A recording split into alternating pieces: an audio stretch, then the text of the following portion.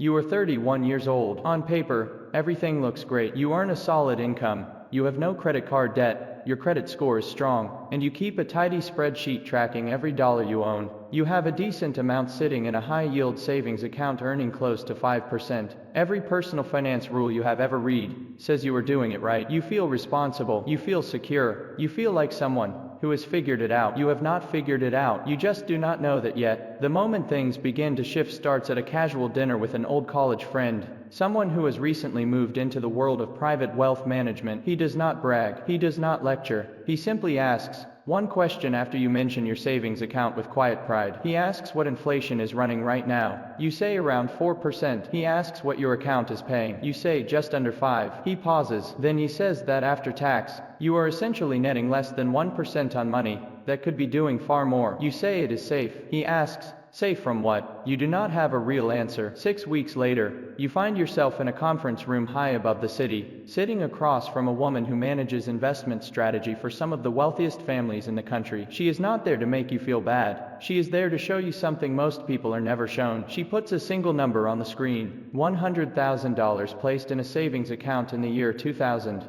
earning average bank rates, becomes roughly $147,000 over the next 2 decades. That sounds like a gain. Then she shows a second number, adjusted for inflation. That same amount now only buys what $87,000 could have bought you at the start. You did not grow your money. You stored it somewhere that quietly consumed it over time. This is the first thing most people are never taught. A savings account does not build wealth. It creates the illusion of building wealth. The number goes up, so you feel progress, but in real purchasing power, the number is shrinking. The average savings account in America pays less than 0.5% in normal rate environments. Even the high-yield versions, the ones marketed as revolutionary, follow interest rates downward the moment the economic cycle turns. Inflation does not follow. Over the past 30 years, inflation has averaged nearly 3% annually. Over the past 5 years, it averaged more than 5. The gap between what your account pays and what inflation takes is not temporary. It is structural. Every year your money sits still.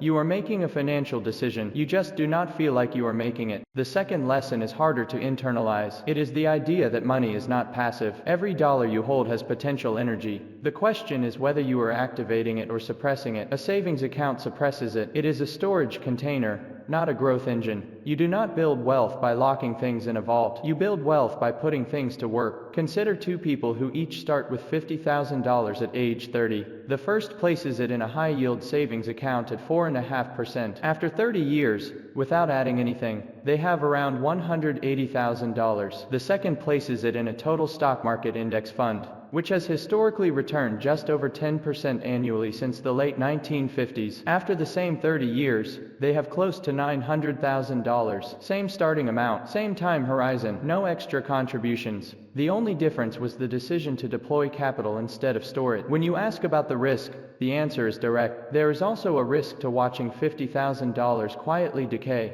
into the equivalent of $87,000 in real terms. That risk has a name too. Most people just never hear it spoken out loud. This is what the genuinely wealthy understand that most people are never taught. Cash is not neutral. Holding cash costs you something every single day. It costs you inflation. It costs you the compounding you did not start. It costs you the opportunity gap between what your money earned and what it could have earned. That cost is invisible. It does not appear on any statement. No bank will ever show it to you. This is not an oversight. The savings account model was built to benefit the institution holding your money, not you. The bank lends your deposits at 7, 8, 9% and returns a fraction of a percent to you. That arrangement has not fundamentally changed in over 200 years. So what do people who understand this actually do instead? There are several real, accessible vehicles that sophisticated wealth builders use. The first is equity through low-cost index funds. A total market fund charges almost nothing in fees and delivers the compounding of the broader economy over time. There is no savings account in history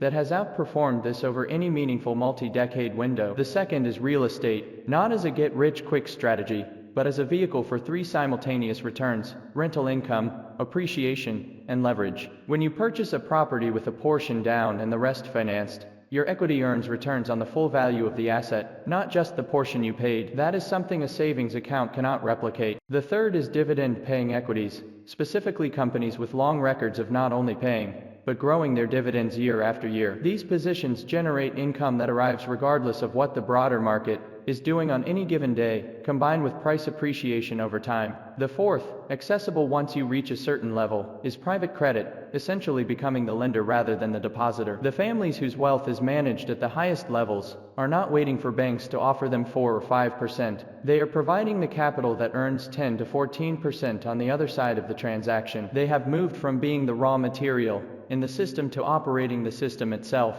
This realization that the structure of a savings account positions you as the resource being harvested rather than the one harvesting is where the thinking fundamentally shifts. Of course, there is a legitimate role for cash. Everyone needs liquid reserves. The point is not to eliminate accessible funds, but to understand their proper function. Among people who have studied this carefully, cash and cash equivalents serve one purpose: temporary holding, not a destination. You park money there while you figure out where it belongs. You do not let it live there indefinitely and call it a strategy. The data on this is stark. The average American household keeps the majority of their investable assets in cash or cash equivalent accounts. The average ultra-high net worth family keeps less than 5% there. That is not recklessness on their part. It is the difference between people who understand what money does over time and people who fear what money might do and have mistaken that fear for responsibility. Fear looks like discipline from the inside. From the outside, measured in real purchasing power over decades, it looks like shrinkage. Here is the practical version.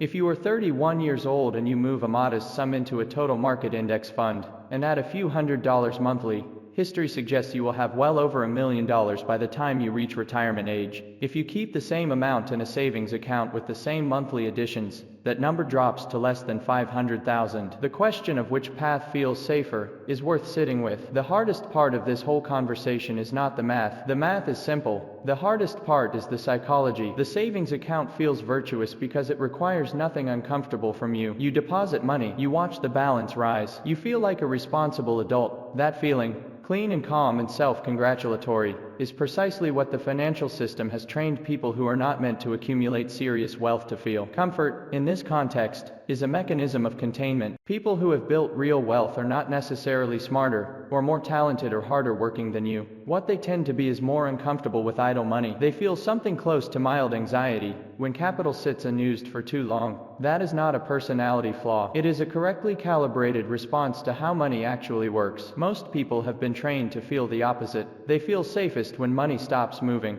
That training has a price, and most people pay it across their entire financial lives without ever knowing it. The shift that matters is not from one account type to another. It is a shift in identity and orientation. There are people who store money and people who deploy it. Those two behaviors produce compounding different outcomes over time. They build different financial realities. They end up in very different places. The market will be open tomorrow. Your account will still be there. The only question worth asking now is what you are going to do with what you have just learned.